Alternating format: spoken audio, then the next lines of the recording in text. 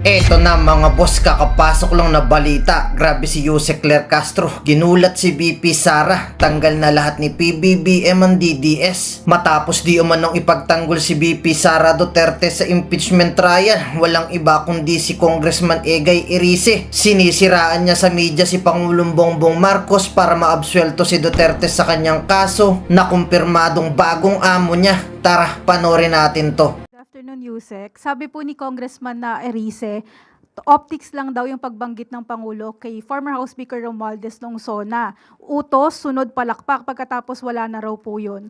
Ang sabi pa niya, the President cannot afford to jail former Speaker Romualdez kasi hindi daw po mangyayari yung insertions for 3 years without the cooperation of the whole government. Your comment po, and kung meron po bang update ang sa palasyo ang ombudsman doon sa sinabi ng Pangulo na will be done soon na yung filing ng multiple cases against Romualdez. Okay, unang-una, yan ba ang talagang kanyang mga sinabi? Kasi nahulog yung laptop kanina. Baka naguluhan. Kasi gulong-gulo yung isip dyan ni Congressman Erice. Parang hindi siya tumutugma sa katotohanan. Sure? Okay naman yung laptop? Okay, sige. Well, anyway, nagtataka nga ako kung bakit pa na ini-interview itong si Congressman Erice. Dahil ang kanyang mga sinasabi ay laging may parang, I think, I don't think. Lahat ay puro sa galing lang sa kanyang isipan pero walang basihan. Walang facts. Puro theory. Alam niyo po, sa gobyerno, hindi tayo dapat nabubuhay lagi sa theory. Hindi tayo dapat lagi nabubuhay sa paninira. Nakita ko nga po ang, kumbaga yung script ng kanyang pinakahuling interview dito sa One News PH. Kaya tama naman po yung binanggit nyo, Ma'am Julie, no? Bago dyan, meron siyang binanggit patungkol dito na hindi lang flood control projects ang problema, kundi pati yung pagkolekta ng basura. Ang sabi niya dito ay meron siyang alam tungkol sa mga local government na ang tawag ay collect all.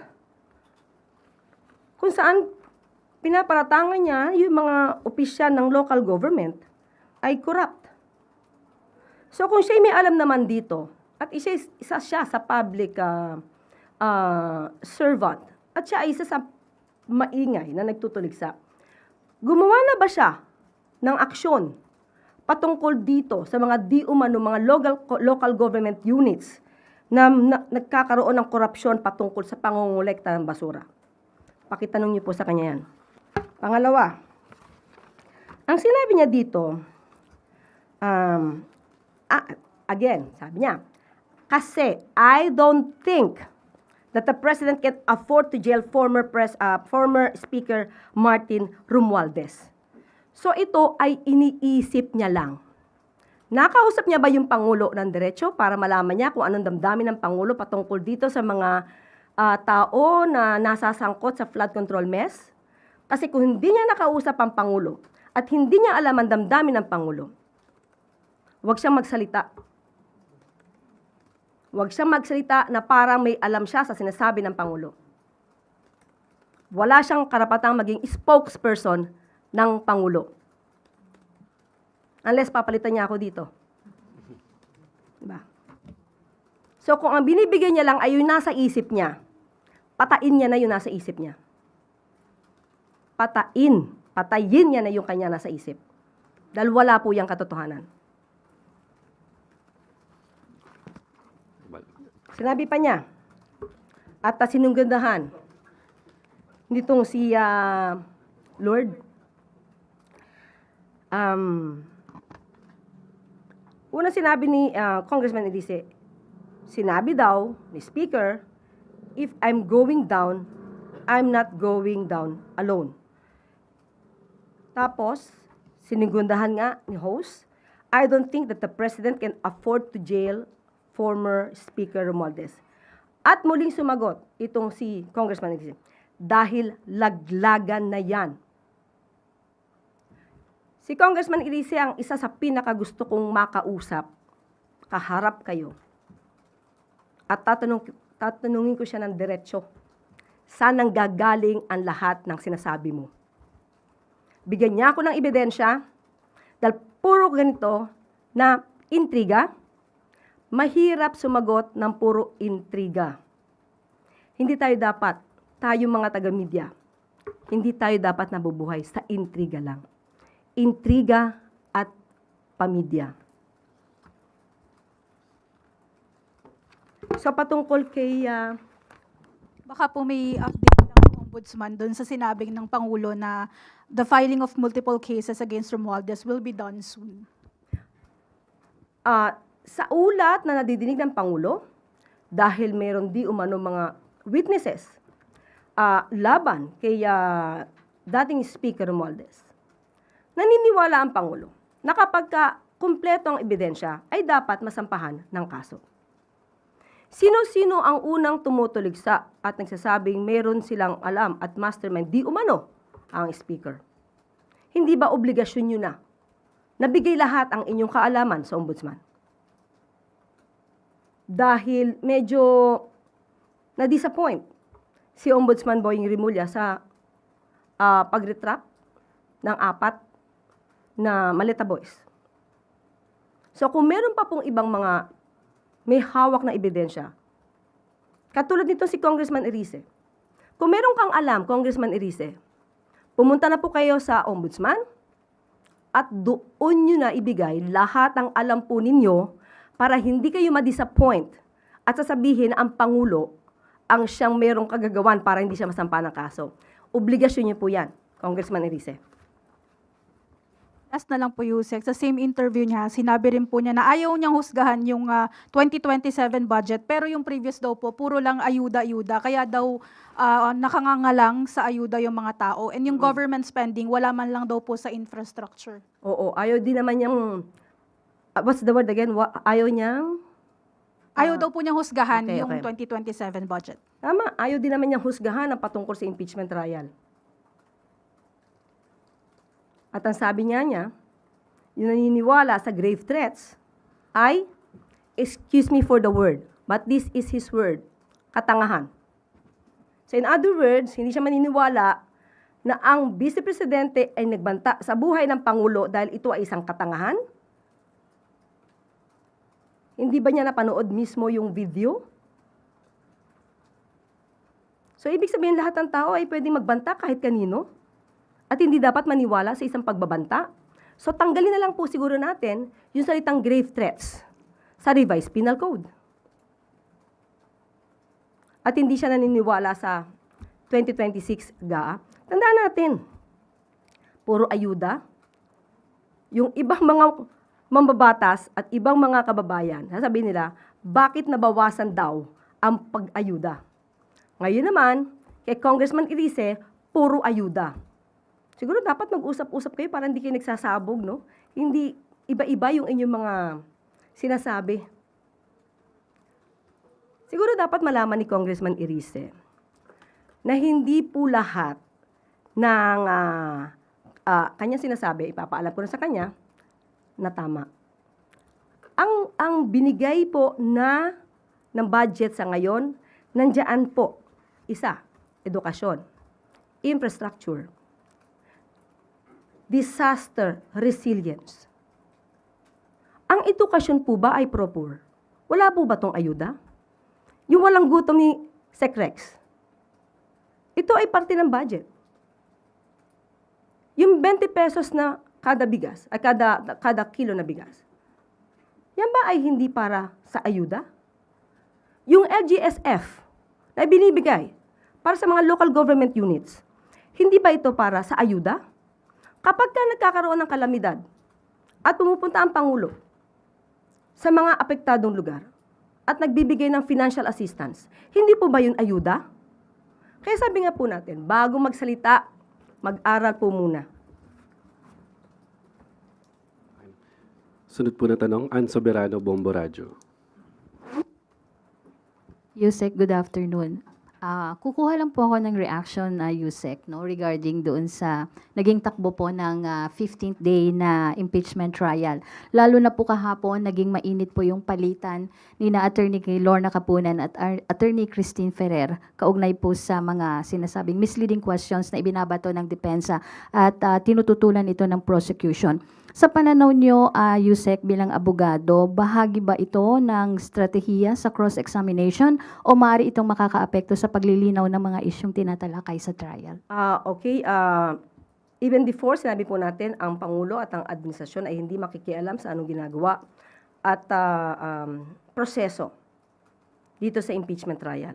Pero bilang parte ng aming mandato na ipaliwanag ang katotohanan, ito po ang aming nakita.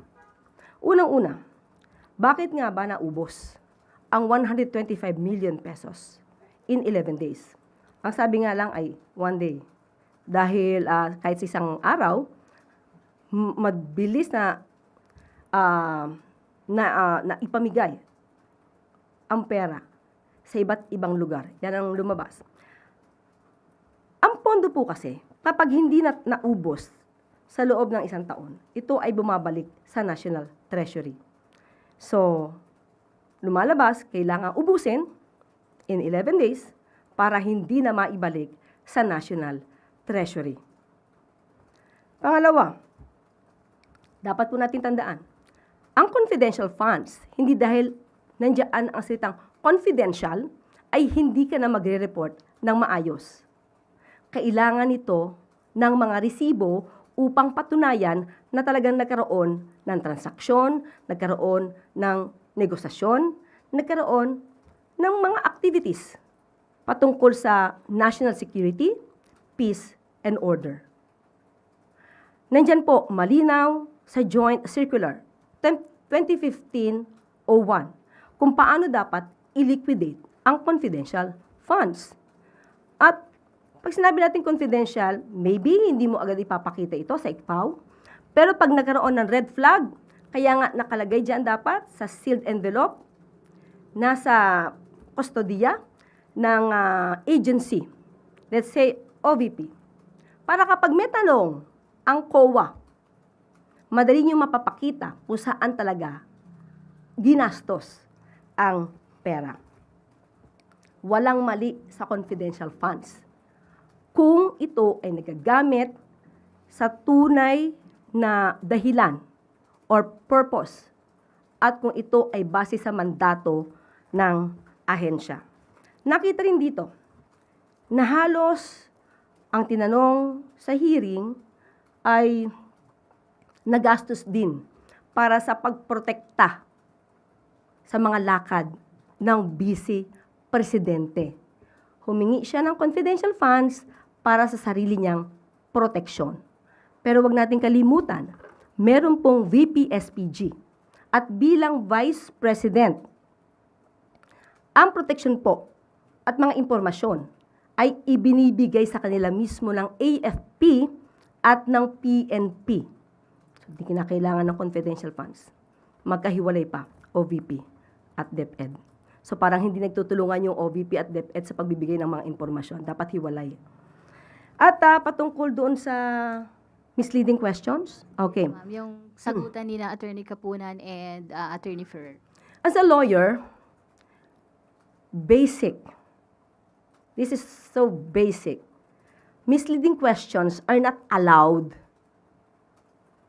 especially during cross-examination. Bakit? Kasi if you will ask misleading questions and you will just demand an answer na yes or no, nothing more, nothing less, it will definitely give also a wrong answer. So hindi, sanay na nga tayo sa fake news, pati ba naman sa hearing, magkakaroon pa ng fake news. So hindi po allowed ang misleading questions. Kasi para mong niloloko yung witness mo at pipilitin mong sumagot na oo o hindi. Ma'am, ibig sabihin ba, parte ito, naniniwala kayo, parte ng strategy nila? Yung ginagawa ng defense? Yung pagtatanong ng mga misleading questions? Ayoko mag-judge. Ayoko mag-judge sa style ng mga lawyers. So, respeto ko na lang sa kanila yon. Okay, thank you, ma'am. Follow-up question, Kat Domingo, ABS-CBN. Undersecretary, also as a lawyer, what do you make out of the defense's manifestation sa latter part ng hearing na apparently hindi po pala about sa misleading questions, yung sinasabi daw na this is not allowed because when I'm not sure if you watched it live, pero while we were watching it, we were of the impression na yung sinasabi ng defense counsel na this is not allowed was pertaining to this is allowed was pertaining to misleading questions. But then the manifestation later on, hindi daw pala yun yung tamang context. What do you make out of that manifestation of the lead defense counsel? Alam mo, sa isang lawyer, dapat matalas ang tenga mo. Isang mali mo lang talaga dyan. Talagang ma-retain sa'yo yan. So at that time, I do not want to judge any comment made by the lawyers. Pero mas mainam, kung marami nang nag-react, kita natin maraming reaction eh. Right there and then, sana, kinorek niya na. Siya na mismo nag-correct. Yung sino mismo nagsabi nun, siya mismo dapat ang nag-correct. Sunod na tanong, Maricel Halili, TV5.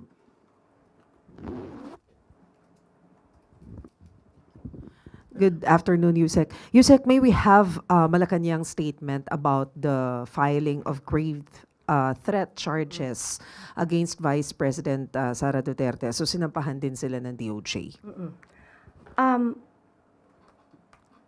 May nakitang ebidensya.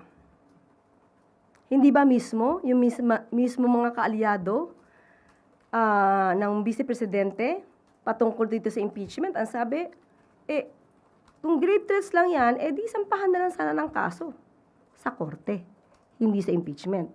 So yung suggestion din, na isampa na lang sa korte, sinunod lang naman din ng DOJ. Base din naman sa ebidensya. Di nila makakaila yung video na napanood na halos ng lahat. Hindi lang ng Pilipino, kung hindi sa buong mundo ay napanood na. Pero wala po bang conflict yun, Yusek, considering na ongoing yung impeachment trial against the Vice President and of course, one of the articles of impeachment is about grave threats. So since meron na siyang ongoing na impeachment trial, hindi ba yun conflict na sinampahan din siya ng kaso sa korte? Iba po ang nature ng criminal case, iba yung nature ng impeachment proceedings. So, sa impeachment proceedings kasi, dito inaalam kung yung leader ay dapat na maging leader pa. Yung kanyang kapasidad, yung kanyang mental health, yung kanyang pagiging agresibo, yung anger management, ito lahat ay dapat na nakikita kung ikaw ay magiging leader. Ang criminal case naman, ito ay yung liability dahil gumawa ka ng isang krimen. So, magkaiba po siya. So, pwede po siyang pagsabayan. Pero paano po makakaapekto yung posibleng maging decision sa impeachment court doon sa criminal case kung meron man? Iba pa rin. Halimbawa lang po na ito ay madismiss dahil sa kanyang mga kaalyado. Hindi ibig sabihin na wala siyang ginawang krimen. Kasi ang elements of the crime ay nakasaad diyan sa revised penal code. Kung lahat ng elemento ng crime ay present to convict her for committing grave threats. So, pwede siyang maging liable for grave threats. Sabi ko nga, kulang pa yun. Thank you, Yusek. Ano ba ang kulang? As a lawyer, if you will watch the full video, the video in full, ang effect nun is, there is this intention to sow hatred against the president, against the government. So, it is not just a simple grave threats. Personally, my opinion. What do you mean by that, Yusek? So if it's not a simple grave threat, ano dapat? For me, but I cannot go against the DOJ. There is this element of inciting to sedition. Thank you, Yusek. Sunod na tanong, Bernadette Tamayo, The Manila Times.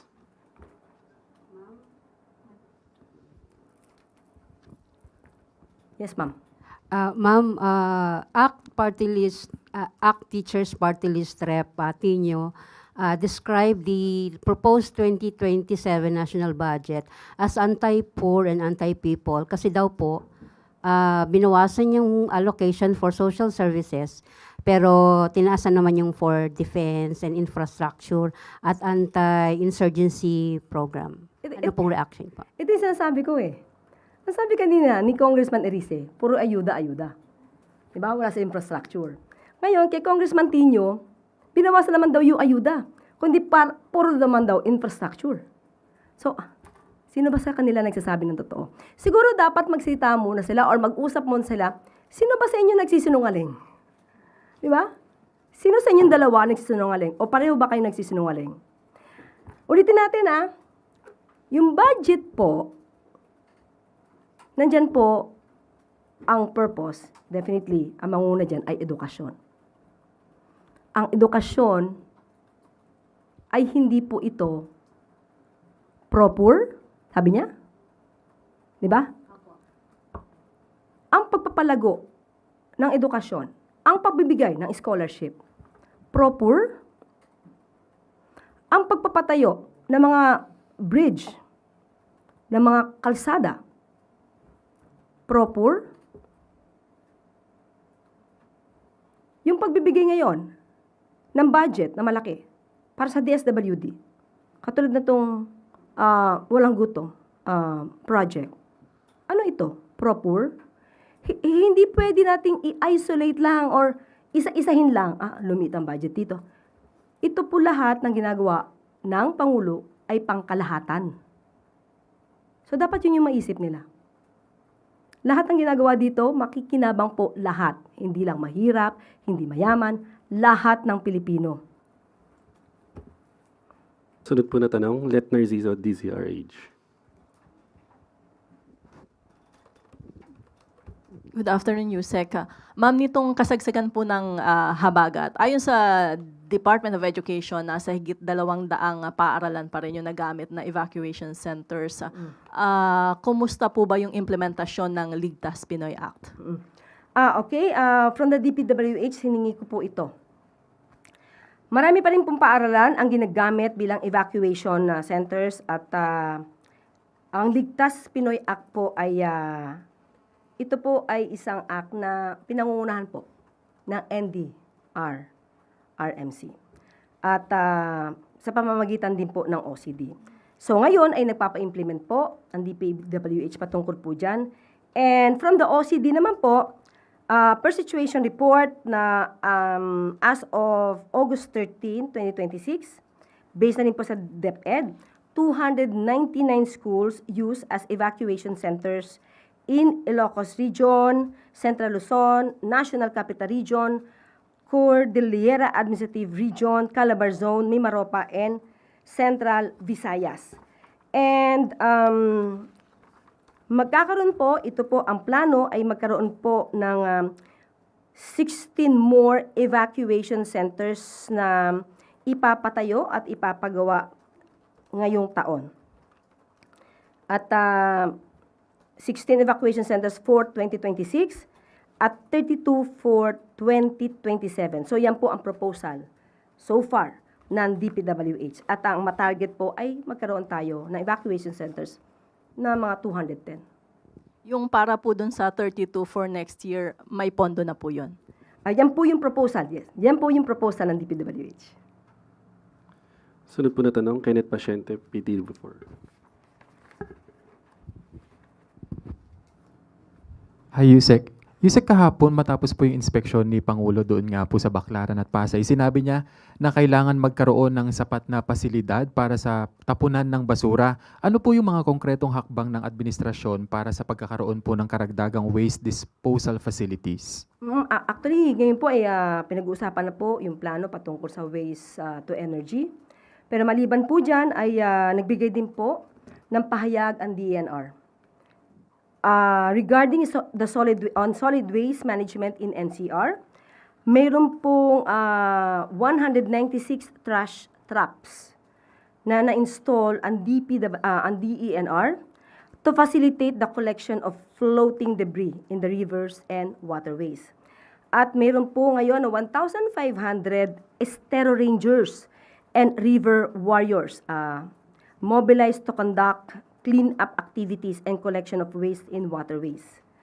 At magko-conduct po ang DENR, ang environmental monitoring officers ng daily monitoring of unclean sites, and they will notify the barangays to conduct clean up of the unclean sites. So marami po, pati po ito magkakaroon din po meron din pong Adapt an Estero program na meron na po tayong 20 active adopters in the private sector. Kumbaga, sila yung mag-a-adapt na certain place para manapanatili itong malinis. So, marami pong mga programa ang Pangulo. At, pero kahit ano pong ganda ng programa ng Pangulo, kung hindi rin po makikipagtulungan ng ating mga kababayan at tuloy-tuloy po silang magtatapon ng basura, ito ay isang example lamang po. Yung mga hinahire para sa tupad, sila ay in-engage para maglinis. Pero nakita po natin na ito yung nag-viral, na yung iba ay magpapa-picture lang. Kunwari may basurang winalis. Pero after that, ay aalis na rin. Minsan sila pa yung nagtatambak ng basura para ipakita may basura sa lugar. Wawalisin nila, and then after that, nandun lang. So, ang gobyerno po ay binibigay po ang lahat. Kayo po ay hinahire para kahit papano ay meron kayong mapagkakitaan, pero gawin niyo po yung inyong obligasyon dahil hindi po naman kayo hinahire at binabayaran para gumawa lang ng mga fake videos. So wag natin gayahin kung sino man yung mga iniidolo nyo mahilig sa fake news, wag nyo na pong tularan. Magkaisa po tayo para sa ating bansa. Sunod po na tanong, Rafi Ayeng, Daily Tribune. Good afternoon, Yusek. Lumalabas po sa DPWH documents na si Redicon Construction yung nakakuha ng contract sa EDSA Rehab na kamakailanan nakitaan ng potholes. And then, Redicon was once associated sa construction firms ng CWS Party List Representative Edwin Guardiola, alleged contractor nga daw po, na napangalanan sa tinaguriang Cabral Files naman na binair ni Representative Leandro Leviste noong November 2025. Meron pong tanong si Dr. Tony Liachon sa kanyang Facebook page, bakit daw po pinayagan na makapag-bid ang mga contractors na may questionable reputation? Sigurado po ba siya sa kanyang impormasyon?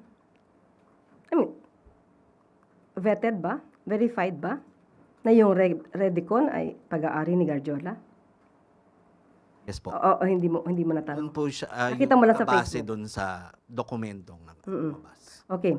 Ayon sa DPWH, ang kanilang mga nakakontrata ngayon ay na meron naman pong dumaan naman po sa proper bidding at ang mga nakukuha po nila ng mga contractor ay may sapat po na qualifications.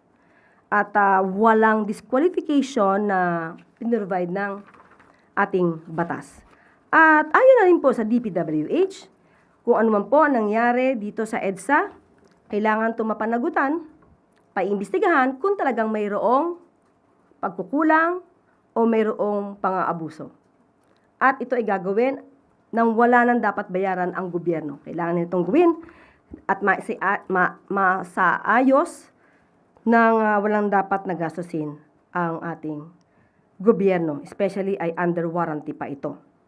At ang isa sa pinaka-importanting binanggit po ng DPWH, ang Redicon ay hindi daw po pag-aari ni Guardiola. Ito po ay kilalang kontraktor at nai-engage ng mga conglomerates.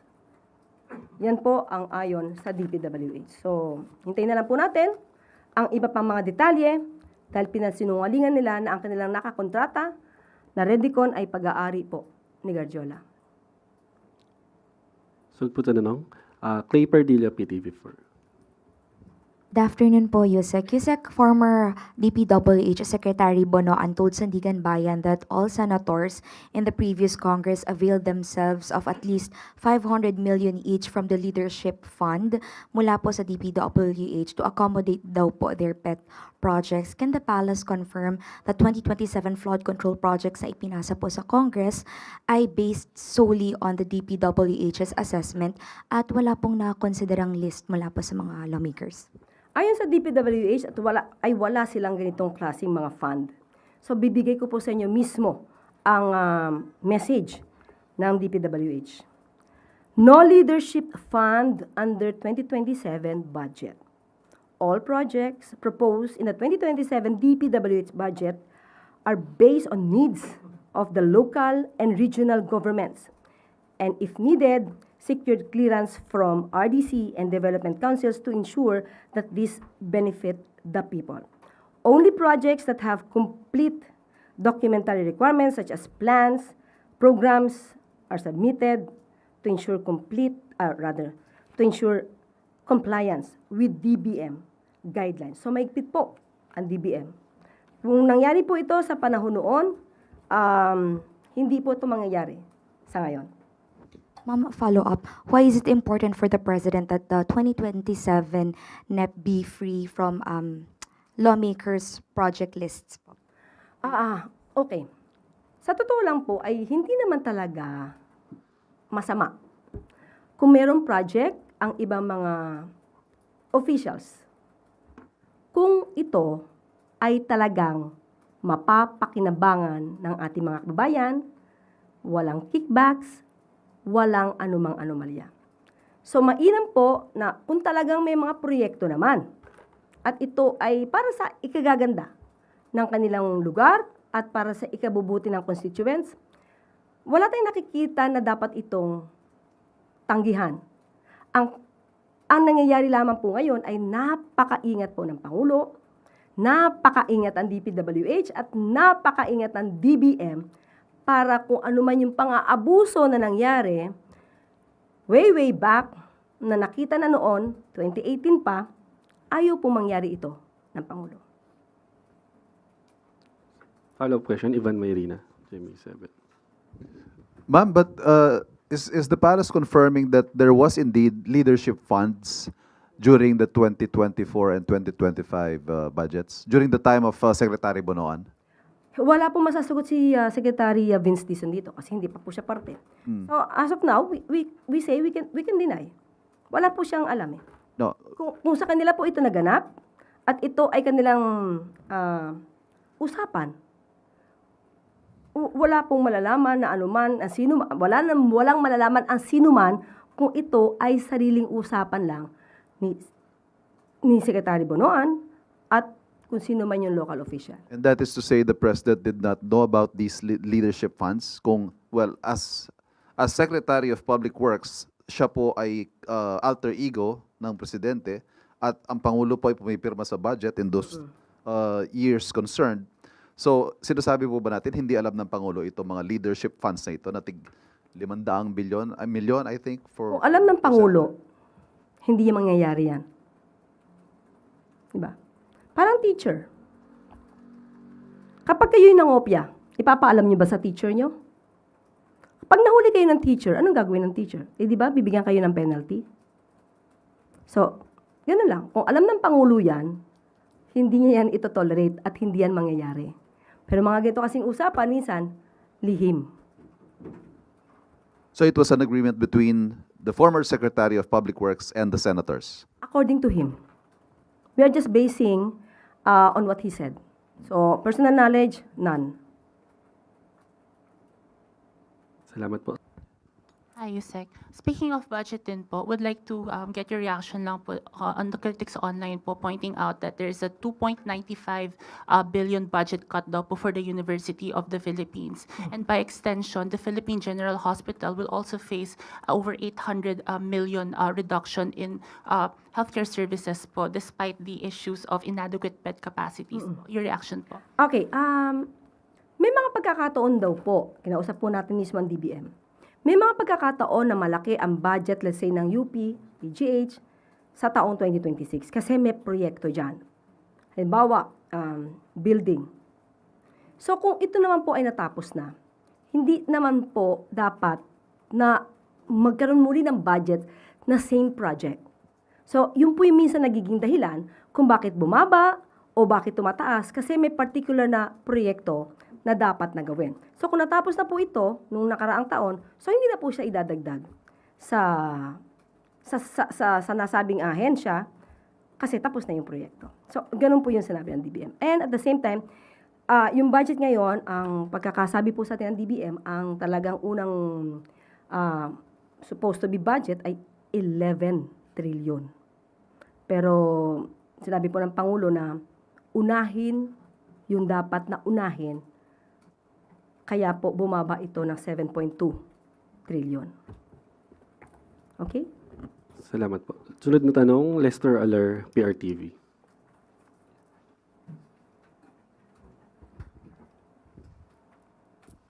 Hello po, Yusek. Ano po yung reaction po ng Palace regarding po doon sa isinumiting affidavit po nila ex-Congressman Jean Paras and Batangas Representative Alejandro Leviste wherein they denying na they conspired daw po doon po sa pagpe-frame kay Executive Secretary Recto regarding po doon sa honey trap scheme? Wala naman tayo maaasahan sa mga respondents kundi talagang i-deny ang mga ibinabato sa kanila na akusasyon. Dahil kung di naman nila ito i-deny, diretso agad sila sa kaso at warrants of arrest agad ang issue. So, karapatan po nila na maibigay ang kanilang side at ang Pangulo naman po ay lagi na pinapaalala na kailangan ng due process at batay lang dapat sa batas ang lahat na nangyayari. So kung malakas ang kanilang ebidensya, mas malakas sa Superman na ebidensya ng NBI. So nasa kanila na po yan. Kung paano nila masusugpo si Superman. Follow up, Ivy Reyes, Billionario. Hi, Yusek. Follow-up lang po sa question ni Kuya Evan. So, what does this make of how the president or the administration's watching the budget? Kung his alter ego saying there's a leadership fund or other issues like the flood control scandal or kickbacks na hindi po alam ng presidente. Kaya nga po, nung naramdaman ng Pangulo, bilang Pangulo, umaksyon, nagpa-imbestiga, hindi inalintana kung mismong administrasyon niya ang matatamaan. Dahil si Secretary Bunoan ay sekretary niya. Hindi niya ito kinover up. Na yung iba ay umaamin na may ghost projects pero walang pag-iimbestiga. Ang Pangulo, hindi po niya yan ginawa. So, nung naramdaman niya na may mali at nakikita, ito namang leadership fund, ngayon lang din naman ito lumabas. So, ngayon lang lumalabas yung mga naitago na lihim. Kung hindi pa nagpa-imbestiga yung Pangulo, hindi natin ito lahat malalaman. Kaya ginawa lang ng Pangulo ang obligasyon niya bilang Pangulo para maisiwalat ang lahat na nagaganap na anomalya, lalong-lalo na sa DPWH. Another follow-up, Sam Medinilla, Business Mirror. Good afternoon, ma'am. On the same topic, bali, nung narinig po ni Pangulo yung leadership fund, nagpatawag po ba siya ng internal investigation tungkol po dun sa na-mention ni Secretary Bonoan? Hindi na po, kasi na ang kaso po ay nasa Sandigan Bayan na. Pero ito po ay nililiwanag din na sa panahon po ni Secretary Vince Dizon ay walang ganyan. Walang ganyang klaseng usapan. Thank you po, ma'am. Para po sa huling katanungan, Alvin Baltazar, Radyo Pilipinas.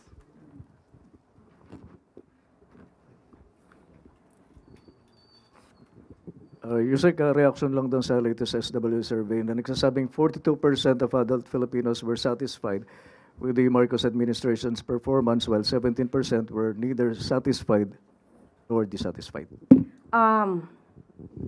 Kanina, kaya ako nga po tinanong yan sa SWS. Kasi may mga pagkakataon na ang mga numero ay tumutugma sa katotohanan, pero may mga pagkakataon na yung numero ay hindi nagre-reflect ng katotohanan. Pero still, kahit ano pa mangyari dyan, ang Pangulo tutok. Tutok para maibsan ang anumang nadadanasan ng ating mga kababayan. So, tuloy lang po ang trabaho. Yusek, in another survey, this time by Okta, sinasabing nanguna yung hypothetical Leni Robredo-Rapi Tulfo tandem sa posibleng 2028 presidential vice presidential matchup, and naungusan nila yung hypothetical Sara Amy. Yusek, naniniwala bang palasyo na yung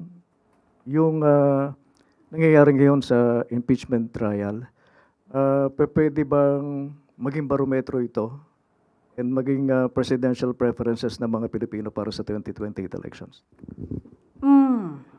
Tingin ko dapat tumingin ang mga kababayan natin sa katotohanan. Kung ano yung nakikitang ebidensya, dapat maging mulat sila kung ano yung katotohanan. May mga pagkakataon po kasi hindi natin nila lahat.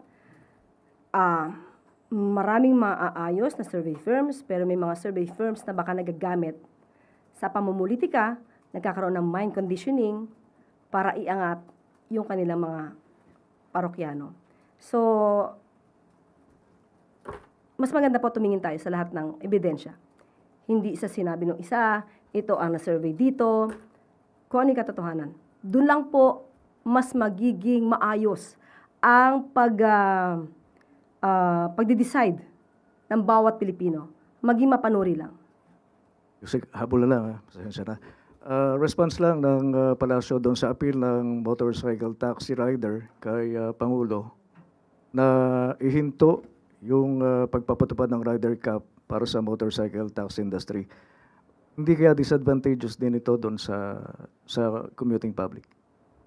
Ihinto po yung, ano po yun, yung motor? Yung motorcycle taxi rider cap Okay. magkakaroon ng limitation. Sa ngayon po, tingnan po natin at kailangan aralin. Kasi ang bawat salita ng bawat Pilipino, kung meron silang concern, ay dapat din po inaaral. At tingnan lang po natin sa susunod na araw kung ano ang pwede nating maibigay na sagot po dyan dahil hindi ako makakapagbigay at hindi ako makakapag-decide on that matter. Mahabol lang po na follow-up, Ivan Mayrina, GMA7. Last po dito sa SWS, tumaas po sa +1 ang net satisfaction rating ng Pangulo from -13 in March.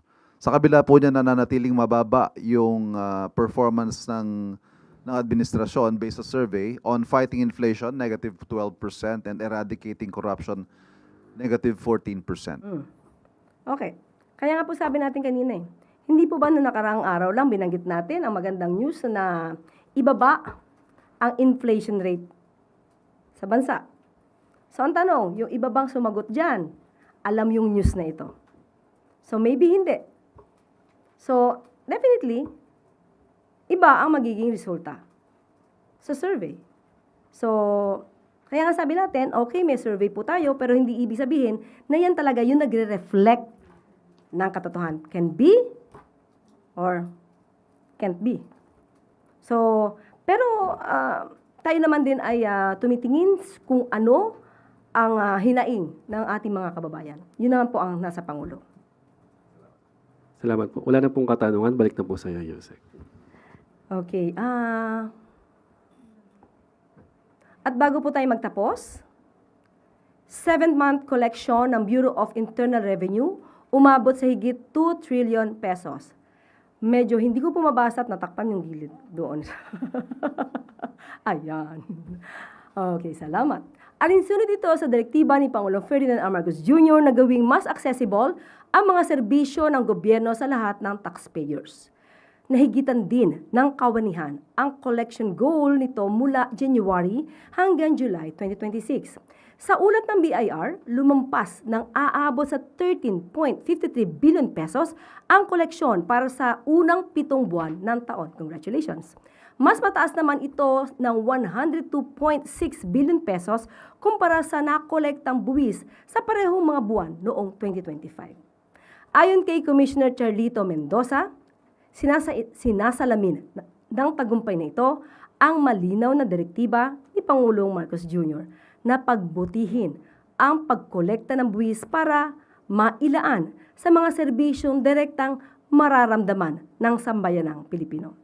Sa ilalim ng 5-point reform agenda ng BIR, pinag-igi ng kawanihan ang kanilang tax rules and processes. Pinalawig ang digital services maging ang assistance to taxpayers.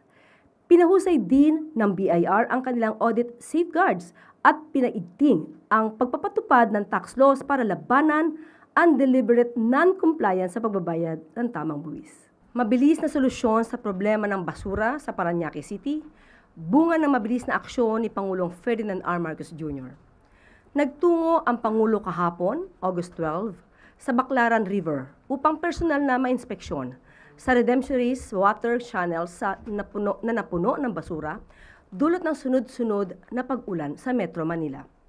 Agad na ipinag-utos ni Pangulong Marcos Jr. sa DPWH sa pangunguna ni Secretary Vince Dizon at sa MMDA sa pangunguna ni Chairman Don Artes na linisin ang tone-toneladang basura. Katuwang din ng national government ang lokal na pamahalaan ng Parañaque sa paglinis ng nasabing ilog. May karagdagang tulong din mula sa Estero Rangers ng DENR sa ilalim naman ng liderato ni Secretary Juan Miguel Cuna at ng tupad beneficiaries ng DOLE sa pangunguna ni Secretary Francis Tolentino. Makalipas ang ilang oras, mabilis na nalinis ang ilang bahagi ng ilog, patuloy sa seryosong hangarin ng pamahalaan na linisin ang kapaligiran. Nakatulong din ang agarang paglilinis ng ilog upang matiyak ang tuloy-tuloy na daloy ng tubig at maiwasan ang matinding pagbaha. Naniniwala ang Pangulo na hindi sapat na linisin lang ang ilog. Kailangan ang tuloy-tuloy na declogging at desilting ng mga daluyan ng tubig. Dahilan upang patuloy na ipatupad ang Oplan kontra baha. Sa kabila ng mga hakbang na pamahalaan, hinikayat ng Pangulo ang taong bayan na makiisa sa wastong pagtatapon ng basura upang maiwasan ang matinding pagbaha. Inaasahan din ng Pangulo ang pakiisa ng lokal na pamahalaan, mga barangay at mga komunidad upang mapanatiling malinis ang mga ilog at daluyan ng tubig. Naniniwala ang Pangulo na kayang solusyonan ang pagbaha kung magtutulungan ang bawat isa. Kahapon nagsagawa rin ng inspeksyon ang Pangulo sa waste collection operations sa Jokno Pumping Station sa Pasay City. Bago po tayo magtapos, meron po tayong announcement mula sa DepEd. Nakarating sa atensyon ng Department of Education o DepEd ang ilang mga insidente na kinasasangkutan ng ilang mga pampublikong guro na ginagamit ang kanilang propesyon sa paglabas ng mga content online, kabilang ang content na gumagamit o nagpapakita ng mga learner na labag sa ethical standards at sa polisiya ng departamento. Kaugnay nito, nagpaalala ang DepEd sa lahat ng mga pampublikong guro na iwasan ang ganitong mga practice at panatilihin ang professionalismo sa trabaho, sa loob man o labas ng 4 na sulok ng paaralan. Nagpapaalala rin ang DepEd sa mga guro na panindigan ang kanilang sinumpaang tungkulin at patuloy na maging mabuting huwaran sa kanilang mga mag-aaral. Ang mga guro ay nagsisilbing ikalawang magulang ng mga kabataan at ang paaralan ay nagsisilbing kanilang pangalawang tahanan. Ang mabuting asal ay natututuhan sa tahanan at higit na nahuhubog sa paaralan. So yan po ang pakiusap ng DepEd. At another announcement mula sa PCO. Nakatakdang mag-refer ng complaint ang PCO through the Anti-Fake News Desk sa NBI laban sa isang Facebook page at isang website na nagpapakalat ng fake news. Matapos po sila magsampa ng reklamo, ibibigay ko po sa inyo kung ano ang or kung sino ang mga respondents na ito. Maraming salamat. At bago tayo magtapos, lagi natin tandaan, ang bagong Pilipino ay tapat sa katotohanan. Hindi gumagamit ng mga misleading questions para makakuha ng maling sagot na papabor sa mga sangkot. At dito na po nagtatapos ang ating press briefing. Magandang araw para sa bagong Pilipinas. Ngayon, ikaw bilang Pilipino, ano ang masasabi mo at reaksyon sa balitang ito? Mag-iwan ka ng komento mo sa ibaba at ating pong babasahin isa-isa.